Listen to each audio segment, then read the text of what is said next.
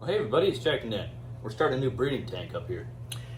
Yeah, up here in the front, a few weeks back, we released some videos on this infinity tank, right? Yeah. And a lot of people mentioned they saw in the background this incredible relic from the late 80s, early 90s, right? Yeah, it's really neat. It may not appear like much, but it is much more. It is really neat. Something called magic eye artwork, right? Yeah, and they're like these little paintings. Well, they're not paintings, but they're little images in these pictures. It looks like just a pattern, but you know, if you kind of like stare at it in a certain way, you can see like a cool pattern or a cool structure and stuff. They were very popular for a long time. Yeah. This is one that I had quite a long time ago. Actually, I think I bought this about 28 years ago at the mall. And I think it was about 30 or 40 bucks to get framed and everything, and I thought it was really cool. It's called Guardians of the Deep, and it's like sharks and like a wrecked pirate ship and everything. It's really a cool, big, extensive one. So we looked on eBay. We weren't able to find this exact one, but ones that are similar are selling between $100 and $200. But we did find the actual company that like invented this logarithm and everything, right? Yeah. And analog computer program that does this or whatever. And initially it was made to make your eyesight stronger, right? We kind of did a little research on it and stuff, and it was super cool. Anyway, I had a bunch of my certifications and degrees and stuff in it because after they weren't cool anymore, popular anymore, I thought it was a nice frame. So I had a bunch of those in at the old house, and it was in the basement. Well, then when I got like more certifications and stuff, I put them in their own frames and hung them in my office here at the new house. And I kind of stuck this in a closet and forgot about it because I took everything out of it. So there are a couple tiny little tears where these things were stuck in there, but you can still see the image and stuff really good. It's not a big deal. It doesn't take away from it. So we decided that it would be cool to do a fish tank or aquarium background out of it, but we didn't want to use it because it is kind of a unique and cool one, right? Yeah, it is. So we looked up a bunch of stuff and we found one. Sorry, it's in the frame already, so it kind of got a little annoying. Plus, fancy frame. We've had it in there for a long time, so it'd be only 28 years. Wouldn't be cool to take it out. It's like a relic of history. Yeah, we right? gotta keep it in. So we're gonna show you guys the new one we got. We'll put some links in the description in case you want to get one. They don't make that many this big anymore, but we did find a smaller one that we liked, and we're gonna kind of do it as a background of this new breeding tank. So let's flip them around and show them what's going on here. All right, so just to start off with, probably no one's going to actually be able to see this. I'm going to turn this one light off, and I am just going to kind of hold it here. If you guys want to pause it, you can probably look at the phone and see it. That's not too big of a glare. In fact, if I turn a little bit over maybe. Anyway, this is a really cool one. It's got sharks and a pirate ship and everything like that. But if you pause it right here, you might be able to make out some of it. Basically what we did is we went back to Best in Pets, looking for another tank because we wanted to put another breeding tank next to this infinity tank that we finished. And we opened the old, well, Jack's unboxing. Hold on, don't unbox yet, man. Okay. You get crazy with your unboxing. We went through our fish tank closet here, which we organized about a year ago and did a bunch of stuff with. And we got an awesome peace lily for like $4 at Mark's, right? Yeah. Totally awesome deal. We've been wanting to do a peace lily tank for a while. So we have all this stuff that we've accumulated from clearance racks and old stuff from our thing. We're going to make this, basically we found a 40-gallon tall, a very unique and awesome tank. It's 36 by 30 by 12. It's almost exactly the same gallons as that one. I think it's about 42 gallons when we did the measurements and figured it out. And that one's 43, that critter cage. And basically, this was one that someone had for about a year, Connor said, over their Best in Pets. Yeah. And then they had to move or something and returned it. And it was pretty dirty, but it's in very good condition. Yeah, well, I was going to say, basically you use some steel wool and use a little green scrubby and some Goo Gone to get off all the chicken stuff. And it looks a lot better now. Yeah, it really didn't take us long, about an hour to clean up. Filled it up, cleaned it up, drained it, made sure it didn't leak. And it did have some, stuff. We had to use some Goo Gone on the outside and everything. But honestly, it's a very, very unique and awesome tank. And he gave it to us for pretty much next to nothing just because they're running out of room because they're busy this time of year. And we do a lot of stuff with them. We have two of these. This is an old undergravel filter from a 50-gallon tank. but only one is going to fit. So basically what we're going to do is we're going to have the under gravel filter on this side. The two things are going to come up. The 3D background is going to go in between the two columns of the 3D background. The peace lily is going to go on this side, but we're going to elevate it and have an under gravel light and everything like that. It's going to be really cool. Now, this is Brutus's old light from Pope when we had him at Pope. He just came home, by the way. That's a little spoiler. There he is. He's right there in the cooler. And he's actually going to be going in here and quarantining in here before we turn into a breeding tank when we get it done. That's a whole other story, but that'll be coming up. But this is the old light fixture for him, and this actually fits right on this half. When we put this piece of plexiglass across, it's going to fit over this half, and then the other half will be open. The peace lily will come out. But this is backwards right now. The peace lily is going to go on this side, and the sun is going to hit it, and that's going to grow and everything. And then the Salvinia that we had in this tank is just not getting enough light. It's doing okay. It's hanging in there.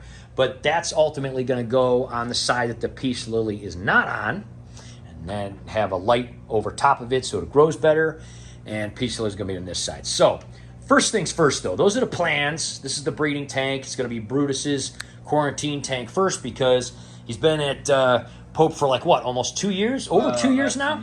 Yeah, he has. And basically, we don't have time to go up there and really take care of them and stuff, and they just wanted to turn that tank into some goldfish and stuff. He's a little too high maintenance. He's a bit of a princess. So there he is. So he is happy to be home. We're just kind of keeping him in there for now, and we're going to get this done pretty much, and then you'll see it in phases. But so this is the one we decided on, right? This one's even cooler than the other one. It's not as detailed. Yeah, let me turn this light back on. It's not as detailed, but it's pretty cool. That's the one thing about this Magic Eye thing is it's super detailed. It has a lot of stuff in it. It is neat. And it would make a cool background, but again, we're kind of afraid to get it wet. And if it is worth a couple $100, we kind of feel like we shouldn't. This one we found on Amazon. That's neat. And it was, what, $12? Yeah, this one's cooler to look at than the other one. So Jack decided, I told him it was up to him, and he decided that he wanted this dragon. I'm going to put this on here again. You could pause it. It's pretty good. There's no reflection right here. I'm going to put this on here. You can pause it right now if you want. And you will see that this is a pretty awesome...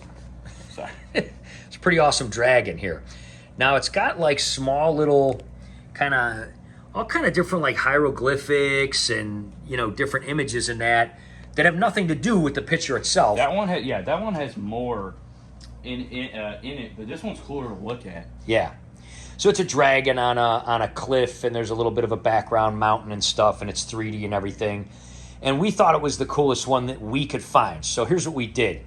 The way we're going to do this background is we're going to cut the white off, and it's going to go right in here, again, in between the two shafts or pistons, back air things that are going to come up from the underground filter. Now, what we found here at the old Drug Mart was some of these are like the window paint things.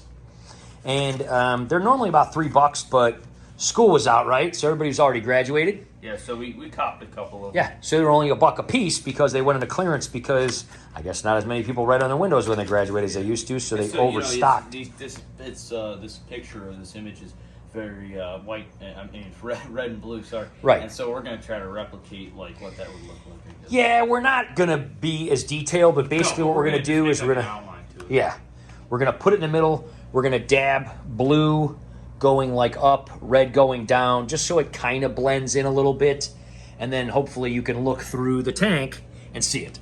We don't know. I think you'll be able to, right? There's no reason you can't look through water and see a Magic Eye image, right? You're staring at it now. You're loving it, huh? It's neat. Yeah. It's cool once you do it. Isn't it cool, like, move it around? Like, after you find the image and you move it around and, like, the image moves? Yeah. It's crazy. These things are awesome. So anyway, they're selling these on Amazon now for about $13, $14.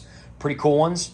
And you can also go to magiceye.com and see theirs. But we just didn't like the ones that they had. We just liked this one.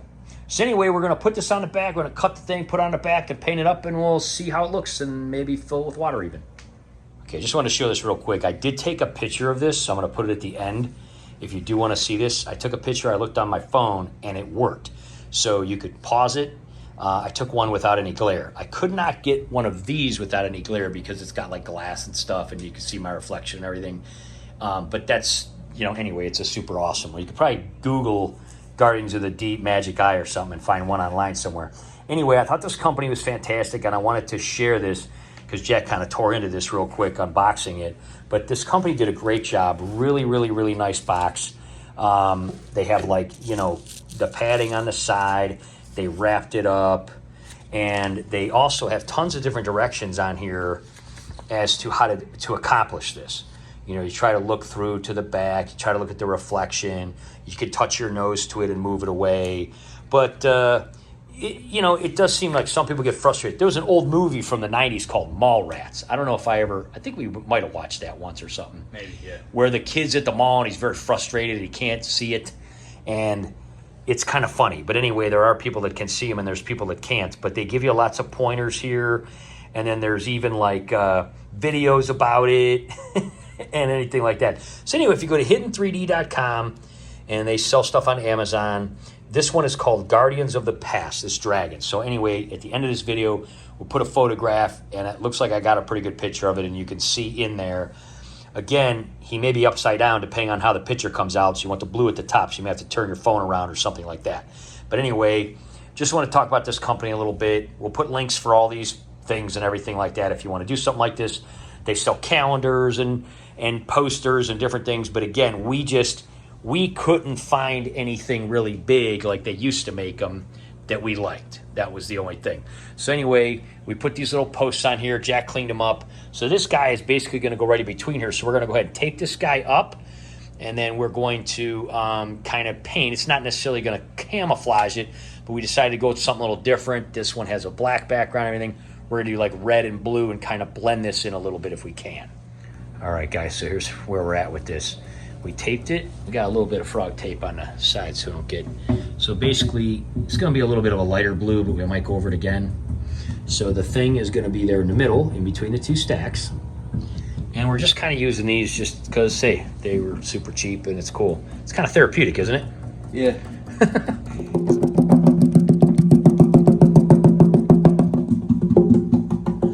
It's kind of fun.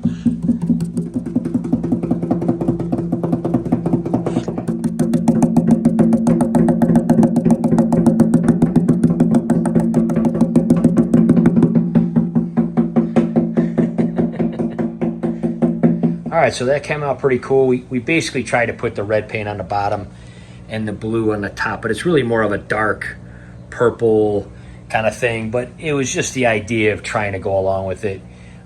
So we got it turned around, and it's going to be pretty neat. You can see it sits right between those two stacks. So we started putting the gravel in just to weigh the under gravel filter down. We did run a small under gravel light. We have a bunch of these kind of things that we always kind of keep around. We just kind of ran one under here. And we've showed these before. They're like little paperweights that we got from like 25 cents on a clearance rack one time. And basically, you could change the color of this. It's just a little LED. It's got a little flat cord, so it runs right underneath the tank. And you can just do like an auto kind of change.